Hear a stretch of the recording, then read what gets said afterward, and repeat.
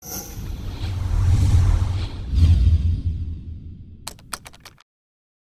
изминатиот период, подолг период, имавме целосен фокус на тоа дека во следниот период очекуваме реформи. Мислам дека интензивно се работеше на создавање на медиумска перцепција дека сериозни реформи се случуваат.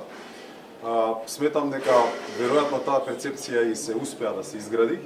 Не би можел да ја обвинам директно владата за тоа што нема консултации, не се труди да има еден поширок консензус, една поширока база за такви реформи спроведување, но со сигурност може да се обвини за тоа што сето ова беше пропагирано пред да биде формирана владата.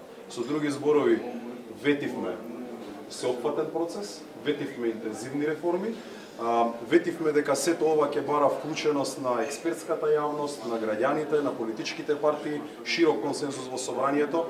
До овој момент, освен сериозниот обид за создавање на таква перцепција, реално не сме видели. Верувам дека можеби дискусиите можат да поттикнат едно менување на овој пристап од страна на владините представници, бидејќи тие се во возачкото седиште во поглед на тоа што Македонија може да испорача од аспект на реформи, но клучното останува предвидливоста на долг рок. За релативно краток период од неколку месеци, многу работи во инвестицијската политика, во јазичните политики, во економските политики и во ред други политики се создава чувство на несигурност и на создавање на основа за продолжување на таква несигурност во следниот период. Можеби не е премногу доцна таквиот пат да се коригира во интерес на сите граѓани и сите фактори во државата. Ви благодарам. Дали има некој да праша? Покрај реформите, според цената останува главна точка за интеграција на Македонија. Во насока вчера го слушнавме изјавата на грчкиот министер за надворешни работи Никос Козијас дека се ревидираат македонските учебници по историја и од грчка страна. Како по вашиот поглед, дали додека вие бевте министер за надворешни работи има ова?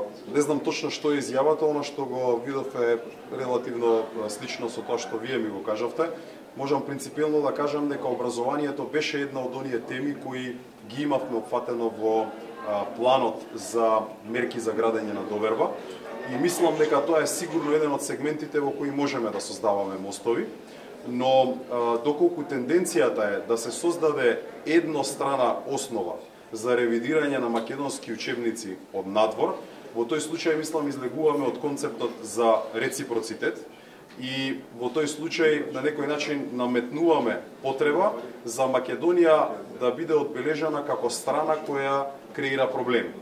Во избегнување на овој пристап, мислам дека не ни помага впечатокот кој веќе се оствари кај нашите соседи, а тоа е дека нема непристоен предлог кој би дошол од надвор до нашата влада, која таа не би го исполнила.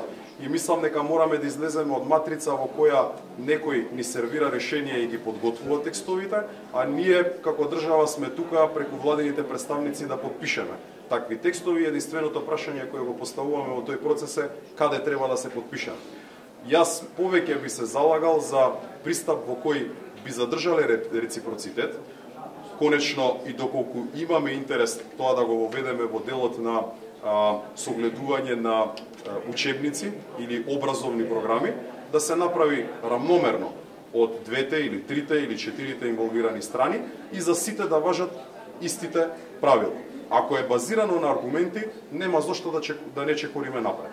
Доколку е базирано на демонстрација на сила, мислам дека само ќе создаде дополнителни потешкоти за да се прифати една таква реалност не само во Македонија, него било каде наоколу. На ова сигнализиравме и во моментите кога се склучуваше договорот со Бугарија, дека не само што можеби таа асиметрија создава проблеми во тој договор, него и представува основа за сите други да пристапуваат кон со истата методологија. Конечно секој е легитимно да се запраша зошто, ако оваа влада прави такви отстапки кон една земја, не би можела исти такви отстапки да направи кон сите други и на крајот на денот ќе се сведе дека треба да се надпреваруваме кому ќе дадеме повеќе непринципиелни отстапки. Тоа е ризик кој може да се коригира, но бара сериозна и одлучна порака од страна на владата. Тоа е неопходно во овој момент.